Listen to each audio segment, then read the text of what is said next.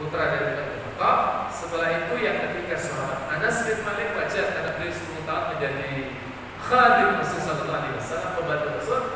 Dan kemudian yang keempat istri beliau sendiri yaitu Ummul Mukminin Aisyah. Yang kelima adalah Abdullah bin Abbas, ya, yaitu sepupu Rasul sallallahu alaihi wasallam. Dan satu lagi adalah Jabir bin Abdullah, ini asli orang Ansar. Dan satu lagi adalah Abi Sa'id Al-Khudri, dan jika juga orang Ansar. Nah, Abi Sa'id Al-Khudri itu meriwayatkan hadis terkait dengan ingkar. Hadisnya semuanya hafal.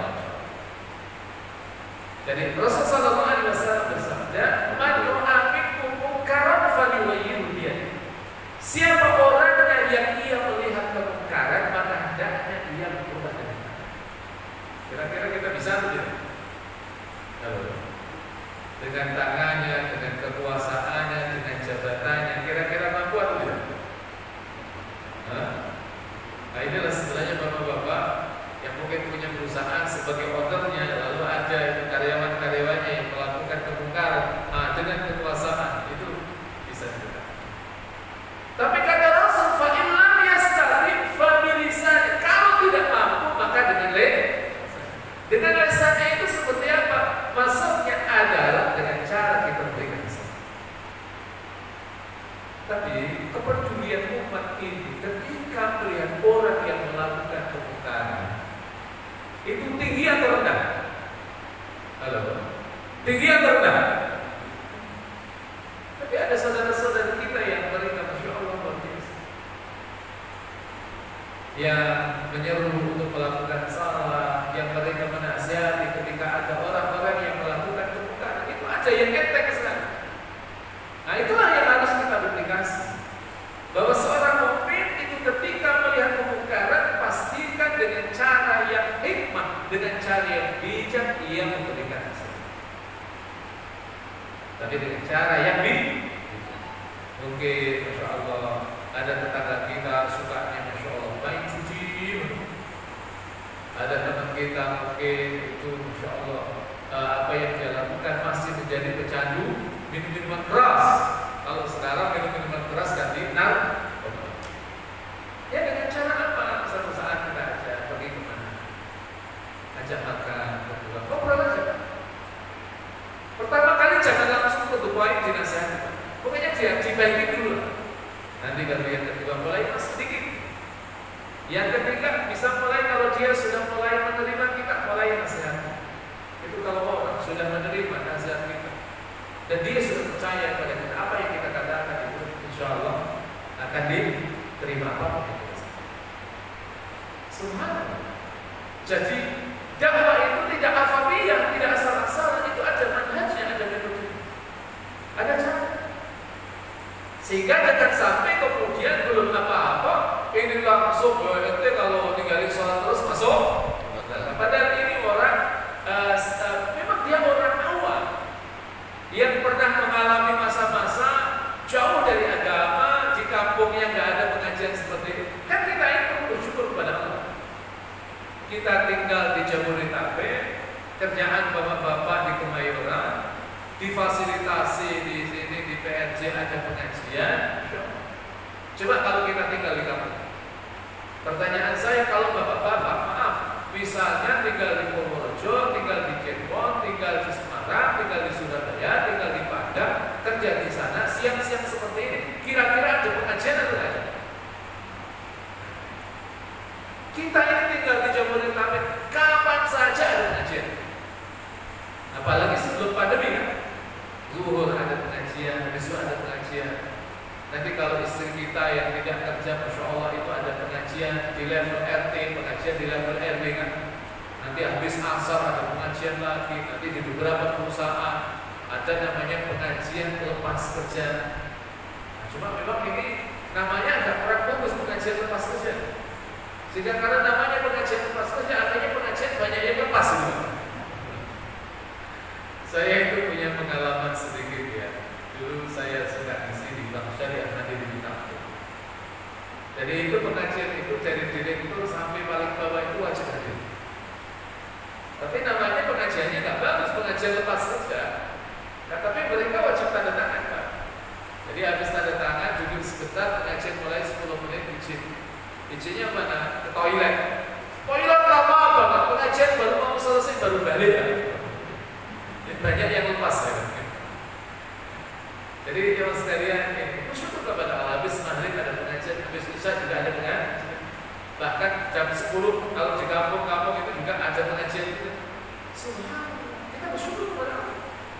Ya, tapi ada sebagian saudara-saudara kita yang memang mereka tidak seberuntung. Makanya ini yang perlu kita syukuri. Pastikan bahwa kita harus menegakkan apa yang disebut dengan at-tanasuk, saling menasihati satu dengan yang. Tapi kalau menasihati nggak bisa, fa illam yastati fa biqalbihi. Jikalau tidak mampu, maka dengan hatinya. Wa dzalika al-aful iman, dan ini adalah bentuk keimanan yang paling lemah. Jadi kalau kita hanya ingkar saja melihat kemungkaran, itu kita dikatakan oleh Rasulullah SAW menjadi mukmin yang paling lemah. Dan tentunya kita semua tidak ingin diklasifikasikan oleh Rasulullah SAW menjadi mukmin yang paling lemah, kan? Sehingga apa yang kemudian harus kita lakukan adalah minimal kita perhatikan. Subhanallah. Kalau ada teman-teman kita, saudara-saudara kita dengan nasihat kita, kok akhirnya mereka mendapatkan hidayah dari Allah. Ada hadis Rasul sallallahu alaihi wasallam yang ini dokumentasikan oleh Imam Nawawi dalam kitab Riyadhus Shalihin. Itu Rasulullah bersabda, la ayyahdiyallahu bika rajulan wahidan khairun laka min humuri na'am. Sungguh ketika engkau menjadi fasilitator seseorang mendapatkan hidayah dari Allah, itu lebih baik daripada onta merah. Jadi ini kunci yang berat ya. Kita harus saling kerjasama dalam amar ma'ruf nahi. Yang kedua adalah wayuqimus. Mereka yang mendirikan sholat. Artinya untuk kita bisa mendirikan sholat, kita juga saling mengingatkan, saling menasihati, saling tolong-menolong. Alhamdulillah kalau jamaah yang hadir ini insya Allah jamaah yang terbaik. Kalau nggak terbaik itu sudah kabur, Pak. Nah, kita yang sudah diberi kesadaran oleh Allah bisa mendirikan sholat tepat waktu dan kita menasihati, saling menolong kepada teman-teman kita itu. Karena apa? Kebiasaan melakukan sholat tepat waktu itu juga perlu ikhtiar yang maksimal, butuh pertolongan orang lain. Saya minta maaf, bapak-bapak kan tidak tiba-tiba kemudian bisa melakukan sholat tepat waktu, kan? Dulu jangan-jangan juga sholat duhurnya pernah jam 2, kan? Pernah bapak-bapak sholat duhur jam 2? Bahkan bisa jadi ada yang jam 2:30. Bahkan jangan-jangan ada yang melakukan sholatnya jamak suri. Tahu jamak suri, kan? Sholat duhurnya paling belakang jelang sholat isya, sholat duhur selesai azan. Nah, melakukan sholat asarnya di awal waktu itu namanya jamak suri. Itu haram. Itu namanya suul adab Allah, berperang dulu kepada Allah Subhanahu wa taala. Nikmat yang Allah kasih banyak, tapi kenapa kita memperlakukan Allah seperti itu? Jadi ya Mas sekalian, dan dalam konteks yuqimunas shalah ini juga tolong menolong yang pertama kali yang kita bangun itu adalah di level keluarga. Saya tertarik dengan kisah Nabi Ibrahim alaihissalam yang diabadikan dari Allah. Nabi Ibrahim itu kan nabi yang sukses. Sebagai seorang ayah dia sukses, sebagai seorang nabi dia sukses. Bagaimana ayah tak sukses? Beliau nabi, anaknya nabi, cucunya nabi, cicitnya juga. Itu susah. Jadi ustaz, anaknya ustaz, cucunya jadi ustaz, cicitnya ustaz. Wah, itu enggak gampang. Enggak gampang. Banyak kan ustaz yang kemudian anaknya enggak jadi ustaz. Banyak atau buahnya? Buahnya. Jadi ayahnya soleh, anaknya soleh, cucunya soleh, cicitnya soleh, nanti setelah dunia yang ketuanya soleh. Itu kan? Tapi Nabi Ibrahim alaihissalam, beliau punya anak, ada yang namanya Ishak, ada yang namanya dua-duanya saja. Beliau punya cucu namanya Yakub, anaknya Ishak juga jadi. Beliau juga punya cicit namanya Yusuf,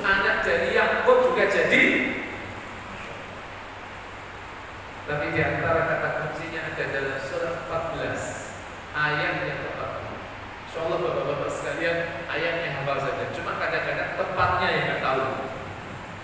Rabbi ij'alni muqimas salati wa min dzurriyyati rabbana wa taqabbal du'a. Inilah saya. Rabbi ij'alni, wahai Tuhan jadikan aku. Lihat, yang diminta oleh Nabi Ibrahim alaihissalam yang pertama kali kepada Allah adalah agar beliau dijadikan oleh Allah sebagai apa? Muqimas salat, orang yang menerima salat. Baru setelah itu wa min dzurriyyati, dan di antara keturunan-keturunan itu. Kenapa minta dirinya dulu dan baru kemudian anak keturunan? Karena Nabi Ibrahim sedang mengajarkan kepada kaumnya dan generasi setelahnya agar kita para ayah di dalam mendidik anaknya selalu memperhatikan keteladanan. Jadi sedikit banyak itu kalau kita sebagai seorang ayah, kemudian istri kita sebagai seorang ibu, itu sholat 5 waktu itu tepat waktu, kira-kira nanti anak-anak kita cepat atau lambat ikutin kita atau tidak? Itu. Tapi kalau kita spesialis juga, kalau berjamaah itu selalu masbuker melulu, tahu masbuker? Jadi kalau sholat itu, masya Allah, itu selalu berada di baris yang paling belakang. Apalagi kalau sholat isya, sholat subuh, sholat maghrib, itu nunggu rakaat terakhir, Pak. Soalnya bacaan imamnya itu panjang-panjang gitu. Nah itu nanti jadi kebiasaan juga. Itu nanti kalau kita interaksinya dengan sholat seperti itu, anak kita juga ngikut itu. Jadi kalau kita selalu memberi saya, memberi awal, nanti anak kita lihat, masya Allah luar biasa. Saya punya ayah seperti itu, masa saya justru menyelisih apa yang menjadi kebaikan dan keteladanan. Dan itu ternyata cukup efektif yang dilakukan oleh Nabi Ibrahim alaihissalam. Dan ketika kita keluar dari rumah, kita tidak mengatakan pada tetangga-tetangga kita, ayo sholat, itu sebenarnya secara tidak langsung kita juga sudah berdakwah. Iya kan? Ketika mereka lihat waktu zuhur, pas hari Sabtu, hari Ahad kita pas ada di rumah, gitu kan? Kita, masya Allah, pas azan atau sebelum azan kita sudah ke masjid, kita pakai peci, gitu kan? Oh itu nanti pelan-pelan tetangga-tetangga kita juga akan sekalipun mengikutinya macam-macam, gitu kan? Ada yang setelah kita tinggal di situ 1 tahun, ada yang setelah itu harus menunggu 2 tahun, ada yang menunggu 13 tahun. Itu masya Allah pelan-pelan. Asal kita juga memperhatikan orang-orang yang ada di sekitar kita. Kita tidak hanya memberikan keteladanan, tapi juga mendoakan mereka. Cuma kita ini kan sering kalau doa mintanya untuk diri kita sendiri atau juga untuk tetangga-tetangga kita. Kita sering itu.